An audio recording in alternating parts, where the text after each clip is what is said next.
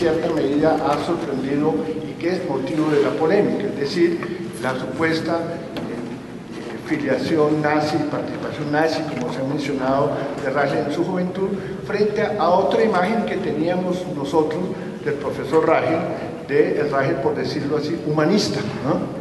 Y la pregunta es básicamente cómo podemos compaginar en cierta medida esas imágenes y qué podemos concluir nosotros con relación a esa construcción de su vida intelectual. Yo quisiera enfatizar en primer lugar que pues, la biografía, como ya se ha dicho, del profesor Ragel, pues ha pesado, en gran parte ha dependido de lo que él nos ha contado sobre sí mismo, de lo que él nos ha contado sobre su vida en Austria. Y en general, me parece a mí, porque se trata precisamente que tratemos de mirar con cierta perspectiva y objetividad esta compleja situación, me parece Ragel habló poco de sí mismo aquí en Colombia.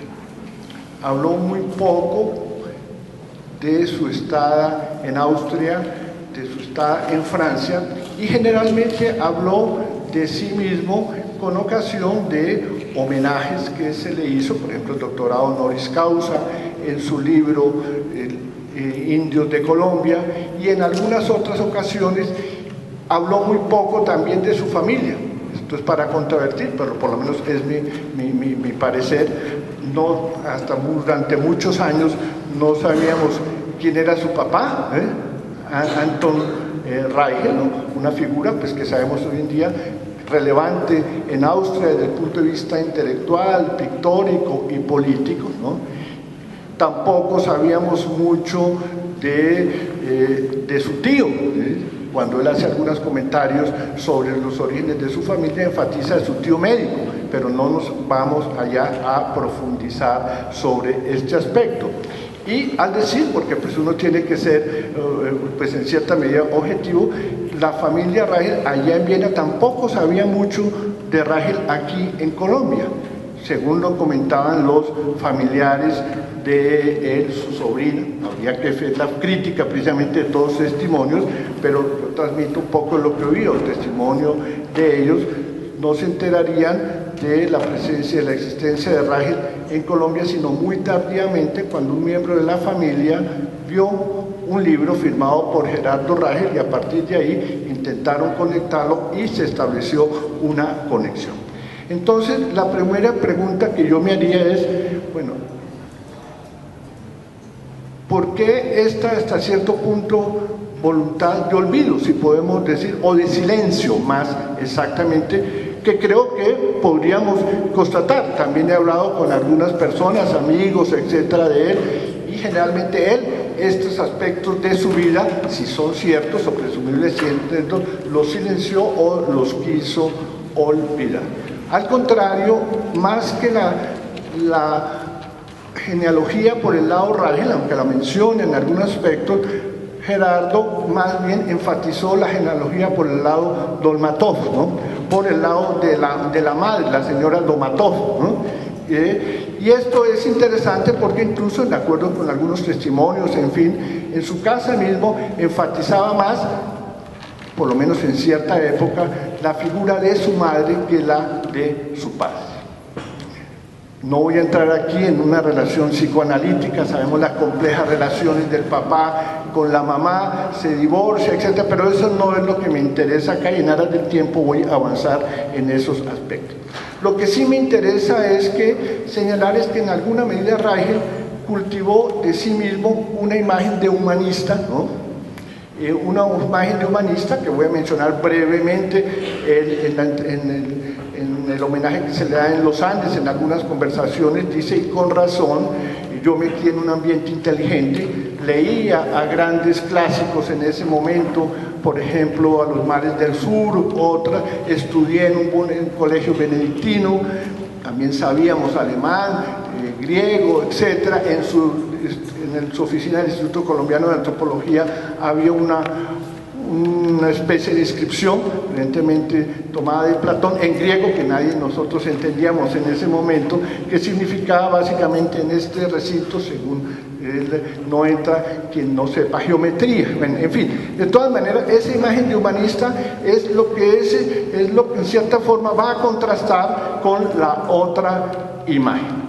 Entonces, y estamos efectivamente, frente a no solamente un rompecabezas, sino frente a un dilema. Es decir, esa imagen, esa autobiografía fue cultivada conscientemente para silenciar ese pasado, o hay algo mucho más complejo en esta situación, que es lo que yo quisiera mostrar.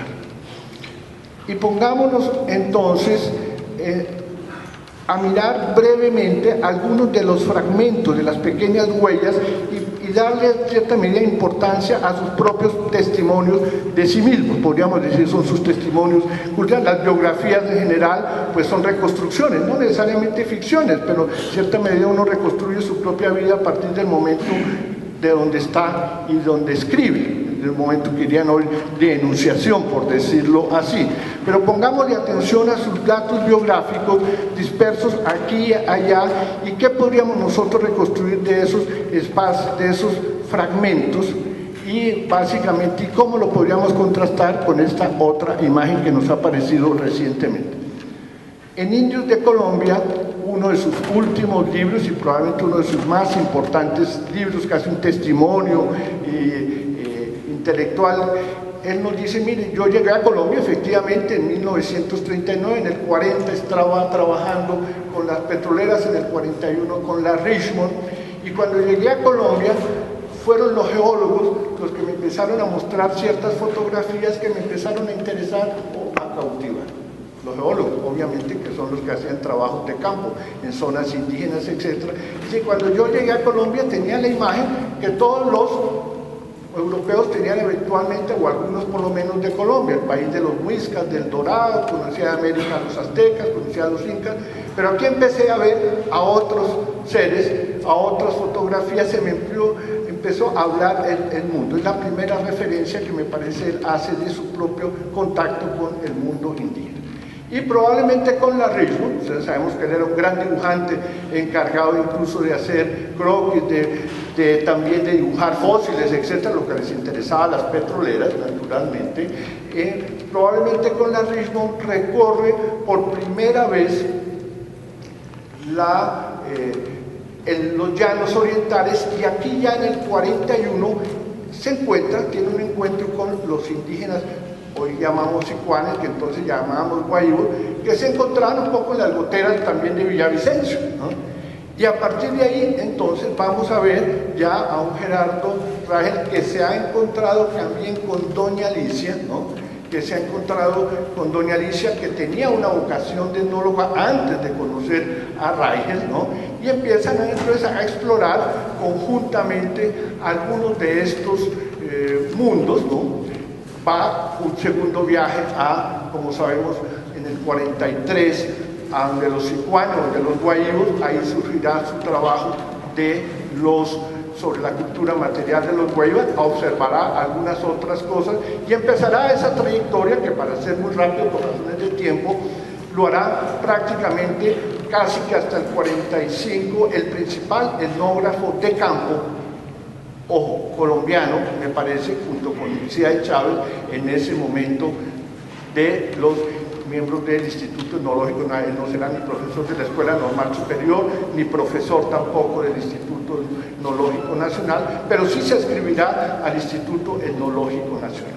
Ahora, lo que es interesante, me parece, es que uno empieza a ver una evolución en sus etnografías. Y él dirá después, también en una anotación posterior del 94, mi etnografía de los sicuanes era una etnografía fría, ¿no? Alejada, etc. Y también dirá, nos comentará, yo en Francia, ya nos comentó, en mi juventud leí algunos de estos autores clásicos, grandes viajes, estamos hablando de Austria, etcétera, etcétera, como como se ha manifestado, país multiétnico, etcétera, etcétera. Y diría, yo también en París tomé clases con Marcel Mauss, o asistí a cursos con Levi Rull, o asistí a otros cursos con un arqueólogo que ahorita se me escapa su nombre, que incluso a Raji no le gustó mucho sus clases. O sea que probablemente llega ya con cierta formación, si hemos de creerle a él mismo, y creo que debemos de creerle a esa biografía. Lo que trataré un poco entonces de decir, se va en el 40 y en lo que es interesante, se convertirá en cierta medida en el etnógrafo de confianza de Paul Rivet, porque desde el 42 al 46 Paul Rivet en cierta forma es el que organiza el ajedrez de los le asignan en gran medida a los esposos Rangel, a Alicia y a Gerardo, ¿no? De manera tal que esto me parece interesante, ya la expedición del 45, del 46 a los famosos yurumanguís, ¿no? Se nombra a Gerardo Rangel como director de esta frustrada pero muy interesante investigación. Es decir, aquí la beta que estoy tratando de coger, no voy a repetir las otras cosas, ya como secretario de la legación francesa, que es el tema de la fotografía de nuestra ficha, etc. Rivet se ha dado cuenta, o Rangel ha ganado la confianza de Rivet para esas expediciones. Y lo veremos entonces en el 46, ya yéndose para el Instituto Etnológico para la Sierra Nevada de Santa Marta, fundando el Instituto Etnológico del Magdalena, y lo veremos trepándose a la Sierra Nevada de Santa Marta, en una historia que no voy a entrar aquí en detalle, pero que efectivamente lo llevará a mirar, a observar, y no solamente a observar, sino a conversar con los Cowi. Él nos dirá en sus propios apuntes autobiográficos: yo me llevé a la Sierra Nevada de Santa Marta, a Montaigne, a Virgilio y a Milton como lecturas que hacen los etnógrafos frente a las soledades, a veces que significan el trabajo de campo. Pero aquí ya en la Sierra Nevada de Santa Marta hay una dimensión que es muy interesante. Claro, estamos un poco en los cánones de la época, ¿no? Pero hay algo que me parece Rangel va más allá. Él empieza hasta cierto punto a conversar, ¿no? A conversar con los mamas Cowi, y eso lo reiterará posteriormente diciendo: mire, yo en la Sierra de Santa Marta encontré que no era suficiente con describir, decía Malinowski y todo eso, sino que era necesario conversar, y empecé a conversar con los mamas y empecé a encontrar, probablemente también con una afiliación que posiblemente no está muy enfatizada en su obra, con Teodoro Conrad Preuss, pero que en alguna medida es la misma tradición etnográfica, ¿no? De la y que él puede leer y aprovechar. Y en este sentido dice: mire, aquí ya empecé a encontrar a un mundo complejo, es un mundo que es lo que nos ha manifestado, que nos habla de la madre universal, que nos habla del origen de la vida, del destino, de la existencia, etc. Ya es un etnólogo que en realidad, me parece a mí, está más allá de los estándares de los etnógrafos de su época, porque ha logrado establecer una conversación, y sabemos que establecer una conversación y llegar a una conversación, en particularmente con los Cowi, no es nada fácil. Hace poco entrevisté a uno de sus colaboradores que vive en Santa Marta, que tiene 93 años, y nos contaba un poco su primer viaje con Rangel. Si es así, yo creo que era así, al San Miguel, llegando a estos pueblos de la Sierra Nevada de Santa Marta. Todos los sacerdotes cerrados, no querían que fotografiara los templos, etc. Es decir, que ese proceso de acercamiento y de relación con los mamas, pues es un proceso complejo que logra hasta cierto, me parece a mí, traspasar en un momento determinado, y nos dará efectivamente esa maravillosa obra, compleja en diferentes puntos de vista de los Cowi. Entonces la pregunta que ya para empezar a aterrizar: ¿cómo es que este supuesto nazi, ¿no?, se transforma en Colombia en un etnógrafo? Y la transformación de un etnógrafo no es un proceso simple, no es un proceso tampoco lineal, es un proceso de transformación también.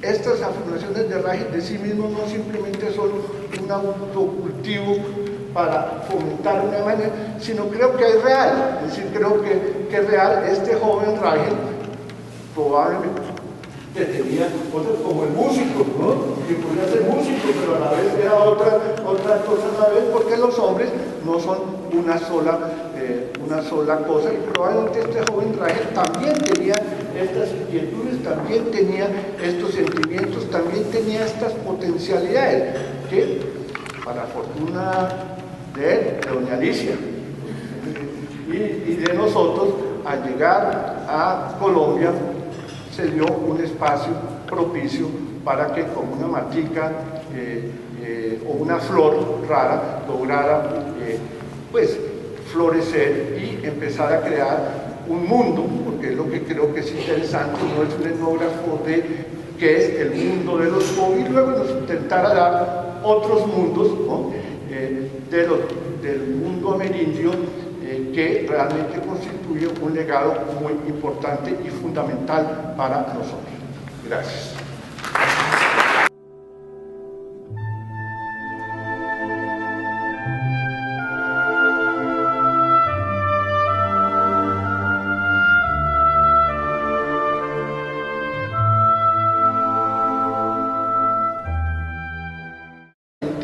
Cómo podemos compaginar en cierta medida esas imágenes y qué podemos concluir nosotros con relación a esa construcción de su vida intelectual.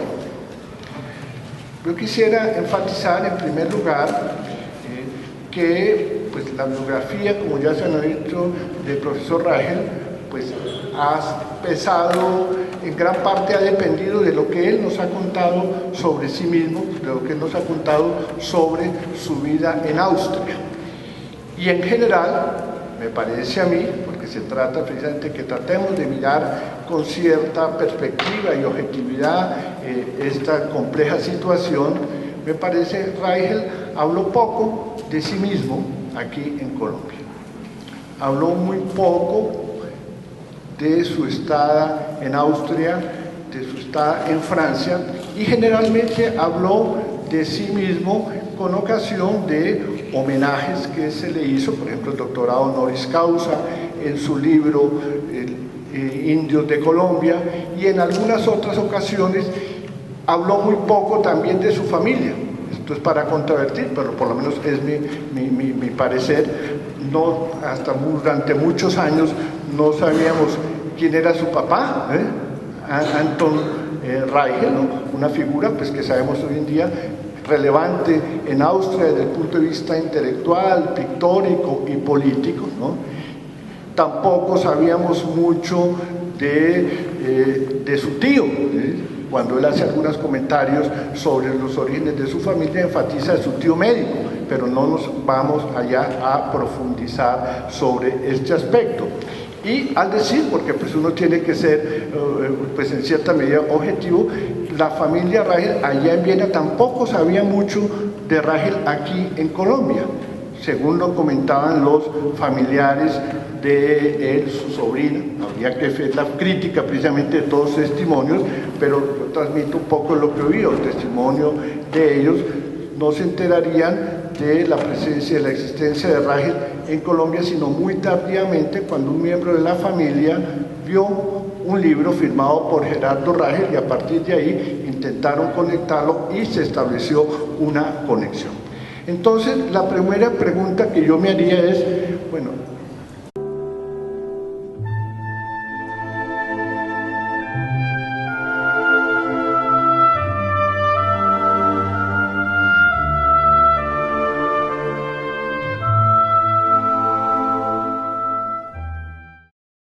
cierta medida ha sorprendido y que es motivo de la polémica, es decir, la supuesta filiación nazi, participación nazi, como se ha mencionado, de Rahel en su juventud, frente a otra imagen que teníamos nosotros del profesor Rahel, de el Rahel, por decirlo así, humanista, ¿no? Y la pregunta es básicamente